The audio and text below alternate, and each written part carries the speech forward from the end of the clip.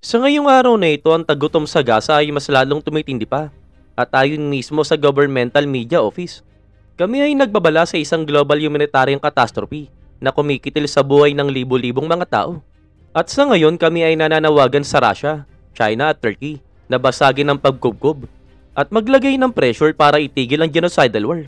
Ang tagutom sa Gaza ay mas lalong tumitindi pa sa governorates ng Gaza na kung saan 2.4 million na katawang naninirahan, particular na sa Gaza at Hilagang Gaza. Ayon mismo sa kanila, ang occupation ay nagpatupad ng policy of starvation at pagkauwaw na humantong sa tagutom mula nang magsimula ang genocidal war laban sa mga sibilyan. Ayon mismo sa kanila, apurahan naming inihiling ang tigil putukan at wakasan ang genocidal war laban sa mga sibilyan. At hinihiling namin na alisin ang pagkubkob at papasukin na ang 10,000 truck ng tulong sa loob ng susunod na 2 araw. Ayon mismo sa kanila, ang mga may pananagutan sa tagutom na ito ay ang US administration, the international community at ang Israeli occupation na nangangasiwa ng tagutom na ito. Nananawagan kami sa Russia, China, Turkey at lahat ng mga bansa ng malayang mundo at lahat ng mga international organization, bawat Arab at Islamic country.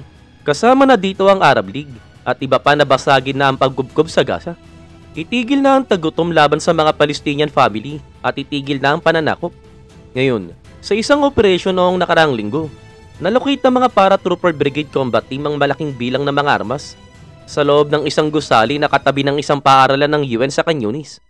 Ang paaralan na ito ay ginamit bilang isang humanitarian shelter para sa mga residente ng Gaza. At nakatagpo kami dito ng mga armas na kinabibilangan ng matataas sa kalibre kasama na ang mga bala.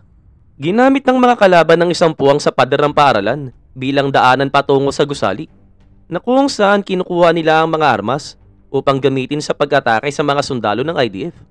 Kasabay pa nito, ayon mismo sa kanila, nagtatrabaho ang mga sundalo para ilikas ang civilian population mula sa combat zone para sa kanilang kaligtasan. Humigit kumulang 60 kalaban din ang nagtatago sa civilian population at sinusubukang samantalahin ang proseso ng paglikas upang makatakas. Ang mga kalaban naman na kanilang nahuli ay dinala para sa investigasyon at ito ay isang ebidensya ng paggamit ng Hamas sa population ng civilian para sa kanilang ginagawa. At bukod na rin sa mga sandata na kanilang nakuha, ang Paratrooper Brigade Combat Team ay patuloy na nagpapatindi sa labanan sa kanluran ng Khan Yunis. Ang mga sundalo ng IDF ay kumikilos laban sa mga target at inaalis ang maraming kalaban gamit ang mga sniper fire.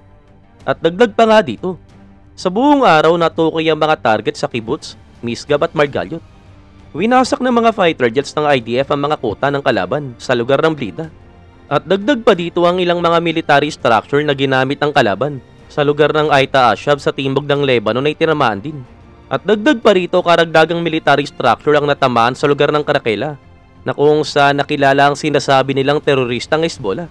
Ngayon, sa buong araw naman tinarget ng kalaban ng IDF ang isang deployment ng Israeli soldiers sa paligid ng Ramim Barracks gamit ang isang Burkan missile. At dagdag pa dito, tinarget din nila ang isang site ng Al-Marj gamit ang appropriate weapon at tinamaan ito ng direkta. Pinuntirya din nila ang Al-Samawa site sa sinasakop na Lebanese Sheba Farms gamit ang mga rocket weapons. At tinarget din nila ang Ruwaysat Al-Alam site sa sinasakop na Lebanese Sheba Farms gamit ang mga rocket weapons. At mga bandang hapon naman muli nilang inatake ang kwartel ng Ramim gamit ang Burkan missile at ito ay direktang tinamaan. Inulat naman na sa huling oras tungkol sa palitan ng putok sa Samram sa Jenin. Isang undercover na puwersang IDF ang pumasok sa Samaran neighborhood at pagkatapos mabilis na dumating ang mga reinforcement mula sa labas. Ayon mismo sa mga nakakita, pinalibutan ng puwersa ang isang bahay at tinawag ang wanted na lalaki na nakadepensa sa loob ng sumuko. At tila isang matador rocket ang pinaputok sa gusali at patuloy ang laban. At kasunod pa nga sa mga IDF reinforcement na dumating sa Jenin. Ang mga bulldozer naman ay tinatahak na sa ngayon ang daan patungo sa kinubkob na bahay sa Jenin. At habang sila ay kumikilos, patuloy naman silang inahagisan ng mga pampasabog. Ang mga Palestinian naman ay nagulat din na ang Navy ay nagpaputok sa coastal area sa Deir al-Bala sa gitna ng Gaza. At dagdag pa nga sa mga ulat ng activity ng IDF sa coastal area sa Khan Yunis sa southern Gaza. Iniulat ng mga channel ng Gaza na inarangan na ngayon ng mga tangkay ng IDF ang mga coastal roads sa pagitan ng Khan Yunis at Deir al-Bala.